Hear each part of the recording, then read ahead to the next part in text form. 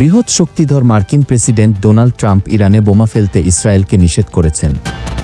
এর কয়েক ঘণ্টা আগে ট্রাম্প বলেছেন, ইসরায়েল ও ইরানের মধ্যে যুদ্ধবিরতি কার্যকর হয়েছে।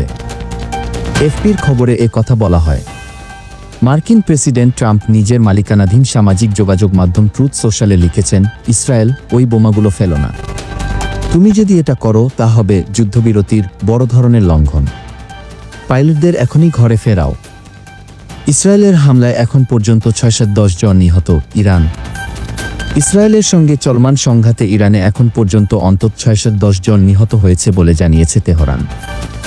ইরানের স্বাস্থ্য মন্ত্রণালয়ের মুখপাত্র হোসেইন কেরমানপুর আজ মঙ্গলবার এক্সে সাবেক টুইটার দেওয়া পোস্টে এ তথ্য জানান বলে এফপির খবরে বলা হয়। তিনি জানিয়েছেন, ইসরায়েলের হামলায় আহত হয়েছেন 4700-এরও বেশি মানুষ।